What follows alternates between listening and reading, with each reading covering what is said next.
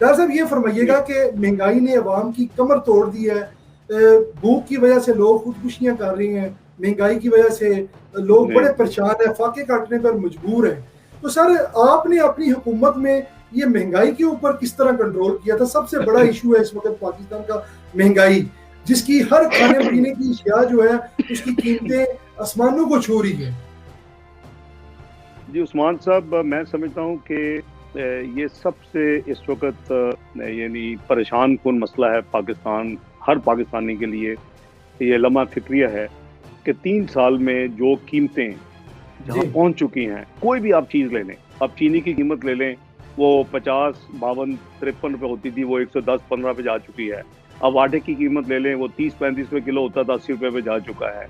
आप बिजली, जो गरीब तरीन लोगों का 2 रुपए का यूनिट था, जिसको हमने 2 रुपए से आगे नहीं जाने दिया और कहा कि नहीं, ये तो बेचारे अफोर्ड ही नहीं कर सकते जो 50 यूनिट तक इस्तेमाल करते हैं, या 100 यूनिट तक का जो स्पेशल रेट था 5.5 रुपए, वो आप देखेंगे 2 रुपए के इन्होंने रेट को करीबन 6 रुपए के ऊपर ले जा चुके हैं, और अभी और अंदिया आ रहे हैं कि मजीद इजाफे का इम्कान है। और फिर आप अद्वियात को देख लें कि हम जो लाइफ सेविंग ड्रग्स और दूसरी अद्वियात थी, हमने अपने अल्हम्दुलिल्लाह टेन्योर में उनकी कीमतों को बिल्कुल नहीं बढ़ने दिया। और मुझे याद है एक दफ़ा 15% का इजाफा हुआ तो फौरी हमने इकोनॉमिक कोऑर्डिनेशन कमेटी, जिसका फाइनेंस मिनिस्टर चेयरमैन होता है, उसको बुलाया, उसमें हमने फैसला किया और उनको मजबूर किया, हेल्थ मिनिस्ट्री को और जो रेगुलेटरी अथॉरिटी के इस इजाफे को वापस उन्होंने लिया। तो आप देखेंगे कि जो असेंशियल कमोडिटीज थी हमारे ज़माने में, खाने पीने की चीनी, आटा, दालें, घी, इस तरह की अद्वियात, बिजली का बिल, गैस वगैरह, उसमें हमने सख्त निगरानी की अवाम के इंटरेस्ट में, और इंश्योर किया कि जी उसके बोझ न पड़े अवाम के ऊपर। वही वजह थी उस्मान साहब कि आप अगर स्टैटिस्टिक्स निकाल लेंगे तो करीबन हमारे दौर में इन चीज़ों में 4 से 5% इजाफा सिर्फ हुआ। आज अगर आप उसको देखेंगे तो कोई ऐसी चीज़ नहीं है जो डबल से ज़्यादा नहीं हुई, बल्कि अद्वियात तो 300 से 500% तक कीमतों में इजाफा हुआ है। आपके जैसे मैंने अभी आपको गिनवाया, आटा, घी, चाले, दालें, चीनी वगैरह, ये इसमें भी दोगुनी कीमतें हो चुकी हैं। तो इसकी आप कहेंगे कि इसकी बुनियादी वजह क्या है? दो बुनियादी वजूहत है। एक ये है कि इन्होंने जो रुपए की कदर, चूंकि IMF ने इनको इनसे पहले रगड़वा लिए, प्रोग्राम से पहले ही, और इनसे उन्होंने स्लाइड करवा दिया। अब ये इन्होंने बेवकूफ़ी में किया या एक डिक्टेशन के जरिए किया, या मुझे नहीं पता कि मैं फ्रैंकली वजूहात क्या है, लेकिन एकदम से जो स्लाइड करना शुरू हुआ और इन्होंने उसको मादर पितर हाथ छोड़ दिया। ये हैंडफुल ऑफ वल्चर्स हैं, हैंडफुल ऑफ वल्चर्स मैं इन्हें कहता हूँ।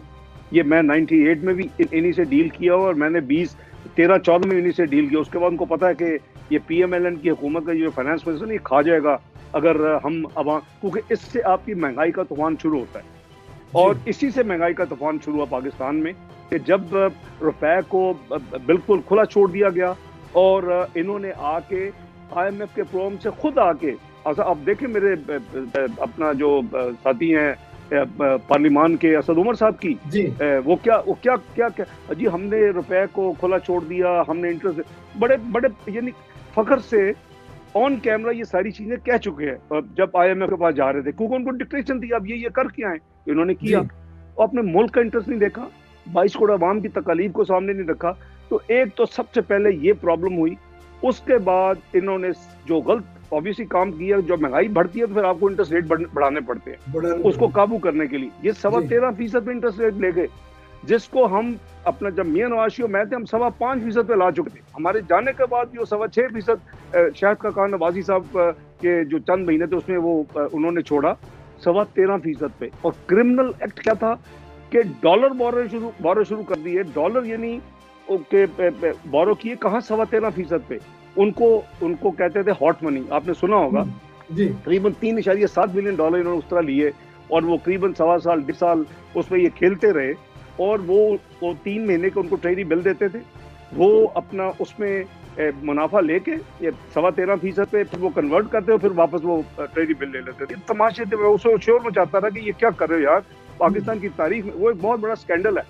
और देखना पड़ेगा कि कौन थे 3.7 बिलियन डॉलर पाकिस्तान को जो लैंड किया, जिन्होंने उधार दिया, और 13.25% पे उन्होंने मुनाफे कमाए पाकिस्तान से, और दुनिया में इंटरेस्ट रेट जो है डॉलर का वो 1.5-2% था।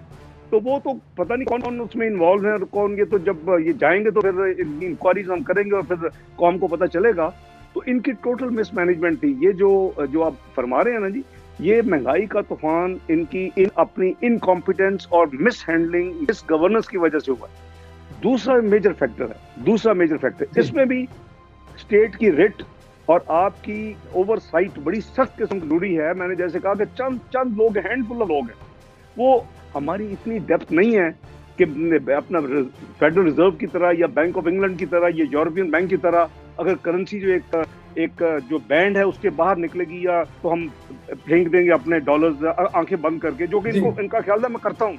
वो अल्हम्दुलिल्लाह हमने नहीं किया, क्योंकि होता तो अब तक ये शादियाने बजा रहे होते और रिपोर्टें अवाम को दे रही होती और सबूत पेश कर रहे होते। 3 साल गुजर गए हैं, सारे अदारे तो इनके नीचे हैं।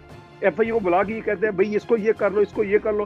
तो चूंकि है ही कुछ नहीं, तो कर ही कुछ नहीं सके, दिखा ही कुछ नहीं सके, ना कर्जों में 1 रुपए की रेगुलरिटी इनको मिली, ना इनको अपना जो कहते थे जी 2 बिलियन महीने के ये खर्च करते हैं डॉलर को स्टेबल रखने के लिए। तो मैं अर्ज कर रहा हूँ कि इसमें इन्होंने लैक किया। इनको ना तजर्बा था, ना इनकी को कमिटमेंट थी, ना इनको आवाम की तकलीफ थी, तो इन्होंने उसको बेड़ा गर्क करके रखा। ये तो कोरोना की वजह से उस्मान साहब रेट 13.25 से 7% आया, सारी दुनिया ने जो की है तो ये मजबूर हो गए। अदरवाइज आज भी आप इन्फ्लेशन की इनके देखेंगे तो डबल डिजिट इन्फ्लेशन जा रही है। और नवंबर दिसंबर जो गुजरा है उसमें इनके जो फूड इन्फ्लेशन थी वो शहरों में करीबन 19% और देहातों में 24%, यानी अनइमेजिनेबल कि इसी वजह से लोग चीखो पुकार करते हैं। तो इसमें इनका टोटल फेलियर है, अपना सेल्फ क्रिएटेड जो है ना प्रॉब्लम है, इनकी वजह से ये सारी तकलीफ आवाम उठा रहे हैं, इनकी इनकॉम्पिटेंस और इनकी मिसहैंडलिंग की वजह से। दूसरा जो मेजर काम नहीं, दो चीजें महंगाई। दूसरा ये है कि स्टेट का ये काम है कि आप होर्डर्स के खिलाफ, आप प्रॉफिटियर्स के खिलाफ आप अपना इतना आपका ओवरसाइट होनी चाहिए, इतनी स्ट्रिंजेंट आपकी उसकी यानी ओवरसाइट के और उसकी सुपरविजन होनी चाहिए कि आप उसकी मॉनिटरिंग कर रहे हो। वो हम करते थे, हमको डंडोरा नहीं पीटते थे। तो फोरम थे जो रेगुलर ये काम करता था कि कीमतों में उतार चढ़ाव को देखता था। पाकिस्तान में 36 मार्केट के डाटा आता था और वो कौन लाता था? Pakistan bureau of statistics. National pricing monitoring committee थी जिसको मैं अल्लाह के फजल से हेड करता था। सूबों के तमाम फूड जो सेक्रेटरीज और फूड के जो महकमे थे उनकी नुमाइंदगी थी उसमें। फेडरल गवर्नमेंट की फूड सिक्योरिटी की नुमाइंदगी थी, रेलेवेंट उसमें सेक्रेटरीज थे, उसमें एडमिनिस्ट्रेशन के लोग थे। हम देखते थे कि यार ये फलां चीज़ जो है ये इस्लामाबाद में अगर 50 रुपए में है तो ये पिंडी में 40 में है या 30 में है, तो ये क्यों है? ये इस तरह की माइक्रो मैनेजमेंट करते थे हम। ये टमाटर जो है आसमान पे पहुंच रहा है तो इसके लिए हमें क्या इसको ठीक करना है, तो करेक्ट एक्शन लेते थे। दूसरा जो फोरम, तो इनका कोई इंटरेस्ट नहीं है इसमें, ना इन्होंने कुछ किया। दूसरा इनका जो था वो था अपना ECC, economic coordination committee of the cabinet. हम उसमें माना ये पूरे सेक्रेटरीज, इकोनॉमिक सेक्रेटरीज, पूरे आपके इकोनॉमिक मिनिस्टर, उसमें शाहिद खान नवाजी साहब थे, आसिफ इकबाल साहब थे, ख्वाजा आसिफ साहब थे, यू नेम इट, जितने इंपॉर्टेंट मिनिस्ट्रीज थी आपकी वो वहाँ नुमाइंदगी होती थी।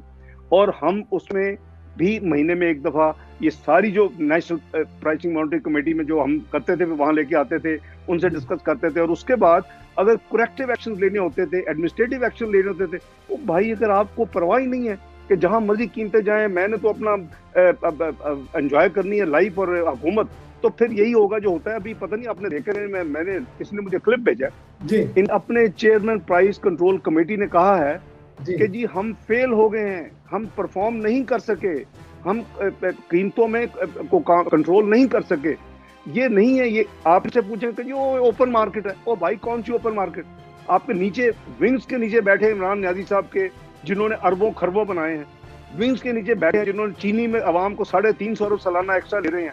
विंग्स के नीचे बैठे हैं जो आटे में 1000 अरब कौम का सालाना लूट रहे हैं। तो वो तो इनका अपना माफिया है। अद्वियात में इन्होंने अरबों रुपए बनाए हैं, कौन सी जगह इन्होंने छोड़ी है? तो बात यह है कि ये ना इनकी कमिटमेंट है, जैसे मैं अर्ज कर रहा हूँ, ना इनमें कॉम्पिटेंस है, ना इनको गवर्नेंस रन करने का आता है। इनको सिर्फ आता है तो बद अखलाकी आती है, तो बदकलामी, बद अखलाकी और सिर्फ पॉलिटिकल स्टेटमेंट, ओ जी वो ये करके पिछली को, ओ भाई 3 साल के बाद तो पिछली हुकूमत को आप ब्लेम नहीं कर सकते ना, लेकिन जो फैक्ट्स एंड फिगर्स हैं वो सारी दुनिया में है कि हमारी परफॉर्मेंस क्या थी। तो ये महंगाई जो है ना जी, ये मैं समझता हूँ कि नंबर 1 मसला है। बिल्कुल ऐसे ही है। तमाम जी, पार्लियामेंट को इसके ऊपर फोकस करना चाहिए फोकस और करना चाहिए। हुकूमत को मजबूर करना चाहिए कि आप इसको कंट्रोल करें, क्योंकि अवाम के बस में नहीं है अब 2 वक्त की रोटी, बहुत बड़ी मेजॉरिटी का ये हाल। YouTube पर गूगली न्यूज देखने के लिए youtube.com की सर्च बार में गूगली न्यूज टीवी टाइप करें। गूगली न्यूज के पेज पर सुर्ख रंग के सब्सक्रिप्शन वाले बटन पर क्लिक करना ना भूलिए। YouTube पेज पर अपलोड होने वाली वीडियो से बाखबर रहने के लिए बेल आइकन पर क्लिक कीजिए। आपको हर नई वीडियो के बारे में नोटिफिकेशन मौसूल हो जाएगा।